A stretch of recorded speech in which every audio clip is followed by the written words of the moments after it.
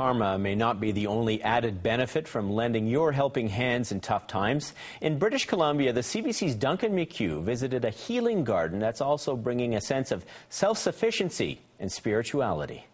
Good morning, everybody. You must be Eric. Yes. Hi, Eric. Pleased to meet you. Before she can cultivate a community's health, You might be riding with us. Sam, I was going to put you with Kevin. Mary Holmes has to muster up a carpool. I think our cars are all around the side. All right, we'll see you there. Thanks for waiting. Okay. All right. Once they finally leave the downtown east side, We want to add some compost or some Gaia Green to the broccoli. talk turns to the garden. A 20-minute drive away, it's something of an oasis. There's not a lot of nature. There's not a lot of places like this to go to, where they feel safe and welcome, where their culture is honored, where they feel a connection.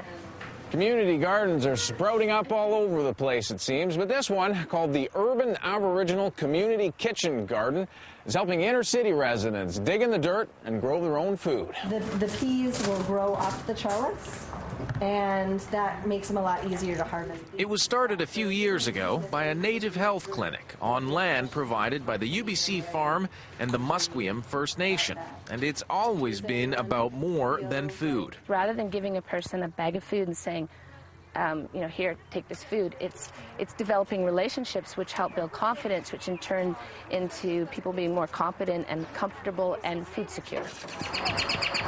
This year, with the economy running on empty, interest in the garden is growing. So is the pressure to find more money to meet the demand. So we've gone from 235 people to over 500 folks coming out to the garden. Good morning, how are you? No doubt the recession is part of it. Clarence Webster just laid off his construction job, is new to this whole gardening thing. I just didn't expect to feel happiness out of it, you know. For me, there's always the almighty dollar first. But you take the other side and, look at it, it's, it's a sense of freedom, There's nobody to push you, nobody to scream it. You just work together and have a laugh together. Life's enjoyable. Glad you could come. Mary was struggling to find work, too, as a teacher when she landed a job with the Garden Project. Now, with a year under her belt, she's convinced this place makes a difference to body and soul. Even just walking out here, they feel like it's a piece of heaven. They'll say, I look around the downtown east side and all I see is death and drunkenness and people in really bad shape, and then I come out here and it washes away those tears and it helps me to just center and balance and deal with what I have to deal with. So touching in the earth is a really grounding thing for people, and it's a balancing thing in terms of health, to be able to work in the soil. Got a bit of nitrogen, phosphate, and it just gives the roots a little jolt. It's also hard work, and for some who know little about pH levels or top dressings, the learning curve is steep. I was scared to pull out the weeds. I didn't know what the weeds were or what was edible in the garden.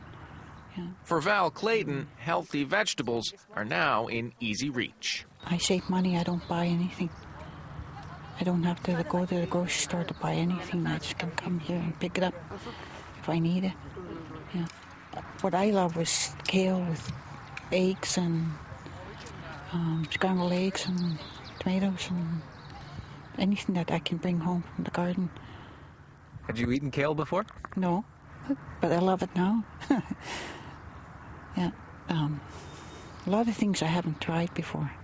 Yeah, but I can eat them now. Simon's hand, about there, one span. We do potatoes, tomatoes, peas, carrots, celery, asparagus, let's see what else. A whole bunch of lettuce, a whole bunch of chard, spinach, onions, leeks, garlic. About 1,500 pounds in all. 1,500 pounds? Comes out of this garden. But clearly, there's something spiritual going on here, too.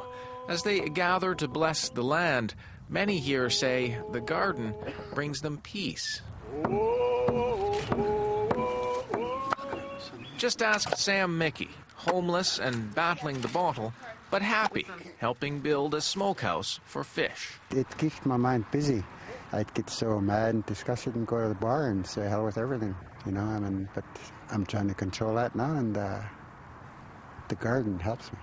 Thank you. Here, the gardeners taste the fruits of their labor in the community kitchen. Everyone pitches in. No one goes hungry. What doesn't go in the pot gets sold to raise funds, but it's not nearly enough for new shovels or a watering system or to hire drivers. The funding bodies are kind and generous people, and I really appreciate the support they give us, so I have nothing but good words for them.